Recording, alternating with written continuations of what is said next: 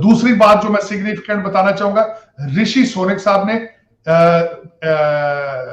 Indian जबान में tweet किया, हिंदी में ट्वीट किया। यह सबसे बड़ी सिग्निफिकेंट बात है। और एक के बाद दूसरी साजिश, 3000 वीज़ा दिए हैं इंडियन प्रोफेशनल्स को जो कि यूके जाएंगे और अपना प्रोफेशनली काम करेंगे। फ्रांस की तरफ से भी एक सिक्योरिटी पॉलिसी आई और उसमें उन्होंने जो है वो एक मर्तबा फिर अमेरिका की तरह इंडिया को जो है वो बड़ा क्लोज पार्टनर कहा। उन्होंने कहा जी हम भी रूस से तेल खरीदेंगे जिस रेट पे इंडिया तेल खरीदेगा। उस सरजमीन से हमें एक तोहफा मिला और हम उसे बेचकर खा गए।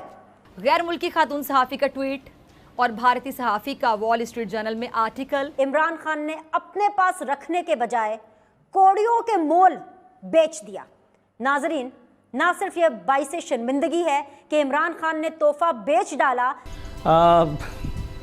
नाम लेना मुनासिब तो नहीं था, लेकिन चूंकि मेजर गौरव आर्या ने लिया था इसलिए मैं नाम ले ही लेता हूं। आप कहां जा रहे हैं? आपकी मेरा ये क्वेश्चन है 25 करोड़ लोगों से, व्हाट इज योर डेस्टिनेशन? उसमें उसने कहा कि इमरान खान साहब ने क्या कामरान खान समझ रखा था CNN वालों को। इवन कि मैं समझता हूं कि हमारे जो एशियन कंट्रीज़ हैं उन सबसे ज़्यादा अगर कोई स्ट्रॉन्ग रिलेशंस में है तो वो सिर्फ इंडिया है, यूरोपियन कंट्रीज़ के साथ और अमेरिकन कंट्रीज़ के साथ। और उनकी मुलाकातें मोदी साहब की, जब एक तरफ आपका मुल्क जल रहा है। नमस्ते दोस्तों, जय हिंद। हिंदुस्तान स्पेशल में आपका स्वागत है दोस्तों। जैसा कि दोस्तों आपने क्लिप में देखा, पाकिस्तानी मीडिया ये चर्चा कर रहा है कि अमेरिका के बाद फ्रांस ने भी भारत को अपनी नेशनल स्ट्रेटेजिक पॉलिसी में शामिल कर लिया है, जिसको देख पाकिस्तान काफी हैरान दिखाई दे रहा है। दूसरी तरफ ब्रिटिश प्राइम मिनिस्टर ऋषि सोनक के हिंदी में ट्वीट करने से पाकिस्तान को मिर्ची लगी हुई है। दरअसल प्राइम मिनिस्टर नरेंद्र मोदी ने अपने ब्रिटिश समक्ष ऋषि सोनक के साथ द्विपक्षीय बैठक की, जिसमें व्यापार, गतिशीलता, रक्षा और सुरक्षा जैसे कई मुद्दों को शामिल किया गया। कुछ ही हफ्ते पहले भारतीय मूल के नेता के ब्रिटिश प्रधानमंत्री के रूप में पदभार ग्रहण करने के बाद दोनों नेताओं की बाली में पहली बार मुलाकात हुई। इस मुलाकात के बाद ऋषि सोनक ने हिंदी में ट्वीट कर दिया। ऋषि ने ट्वीट किया, एक मजबूत दोस्ती। इस मुलाकात के बाद ऋषि सोनक काफी खुश दिखाई दे रहे थे। इधर प्राइम मिनिस्टर मोदी ने भी ट्वीट किया, प्रधानमंत्री ऋषि सोनक से मिलकर अच्छा लगा। आप जानते हैं कि G20 की जो समिट है वो भी चल रही है। अच्छा, उस समिट में साइडलाइंस पड़ी, यहाँ मुलाकातें हो रही हैं। प्रेसिडेंट जो बाइडेन के साथ हमारे हमसाया मुल्क PM मोदी की मुलाकात हुई, फिर उनकी ऋषि सुनक के साथ मुलाकात हुई, फिर ऐसी और भी मुलाकातें चल रही हैं। तो इस सारे सिनेरियो पे मैं आपका कॉमेंट लेना चाहूंगी कि कैसे देख रहे हैं आप इसको, कि किस तरफ हम दुनिया जो है वो किस तरफ बढ़ रही है। अब मैं वो ऋषि सोनक साहब G20 में, आपने जो उससे सबसे बड़ी बात तो ये नहीं बताई कि G20 में उसकी प्रेसिडेंटशिप जो है भारत को मिल चुकी है।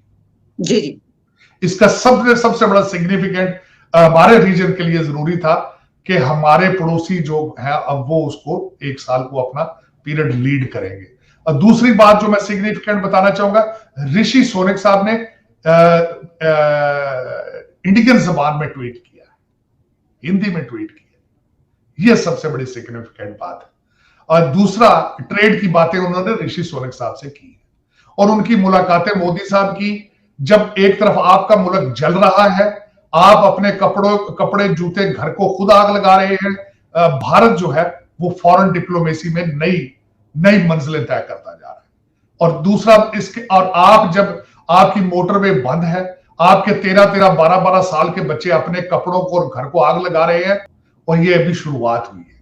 अभी वहां पे एक ट्रेड का, और जिस तरीके से वो उन्होंने 16 मिनिस्ट्रियों को इकट्ठा कर दिया है to make it attractive for the foreign investment, और यहाँ पे जो बैठे CEOs हैं अमेरिकन और कंपनियों के, वो सारे अपने प्लांट उठा के चाइना से भारत शिफ्ट होना चाहते हैं। America is working with them, तो वो उस साइड पे जा रहे हैं। आपकी डायरेक्शन काबिल है, अमन बिन मारूफ है। एक अपॉइंटमेंट के ऊपर आपका कंट्री फ्रीज हो चुका है, फ्रीज। इससे ज्यादा शर्मिंदगी क्या होगी?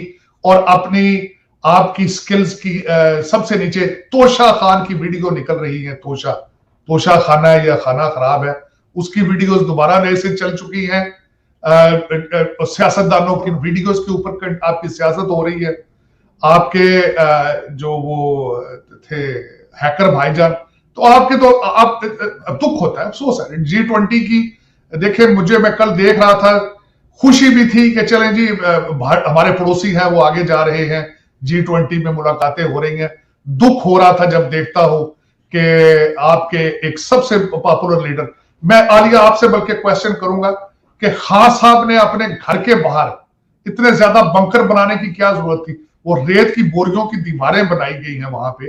आप खाना जंगी में हैं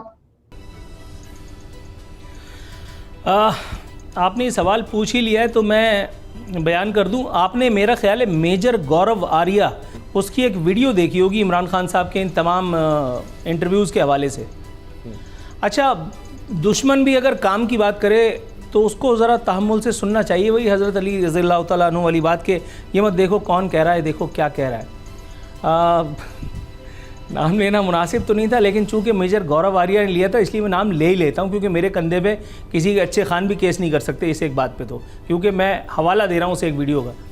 उसमें उसने कहा है कि इमरान खान साहब ने क्या कामरान खान समझ रखा था CNN वालों को। अच्छा, अब मुझे कुछ कहने की ज़रूरत नहीं है, अब मुझे कुछ कहने की ज़रूरत नहीं है। मेरा ख्याल है, मेरा भी ज़्यादा ख्याल है मेजर गौरव आर्या की तरह कि ये जो इस वक्त इमरान खान साहब की मीडिया टीम है, मीडिया एडवाइज़र्स हैं, मुझे नहीं पता कौन लोग हैं, ये ज़रा कुछ ज़रूरत से ज़्यादा जज्बाती हो करके और ये कुछ इस तरह की चीज़ें कर रहे हैं कि जिसमें सियासी कब्र तो नहीं कह सकता मैं, बहुत ज़्यादा सकील जुमला हो जाएगा, लेकिन बहुत ज़्यादा जो है वो सुबकी का एम्बैरेसमेंट का सामना हो सकता है अगर ये सारी हिमाकतें जारी रहीं। इमरान खान ने अपने पास रखने के बजाय कौड़ियों के मोल बेच दिया।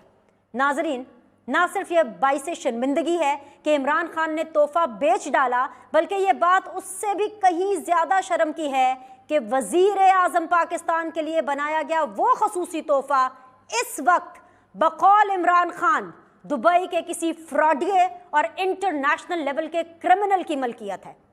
सऊदी वली अहद की जानिब से दिए गए इस तोहफे की मालियत लगभग 1 अरब रुपए बताई जा रही है, मगर बकौल फवाद चौधरी काबीना डिवीजन ने इसकी मालियत सिर्फ 10 करोड़ रुपए मुकर्रर की थी, जिसका 20% यानी 2 करोड़ रुपए देकर इमरान खान ने अपने पास रख लिया। फिर उस तोहफे को किसी लोकल डीलर के हाथ 5 करोड़ 70 लाख रुपए में फरोख्त कर दिया गया, जिसने सिर्फ 40 लाख रुपए मुनाफा रख के आगे 6 करोड़ और 10 लाख रुपए में बेच दिया।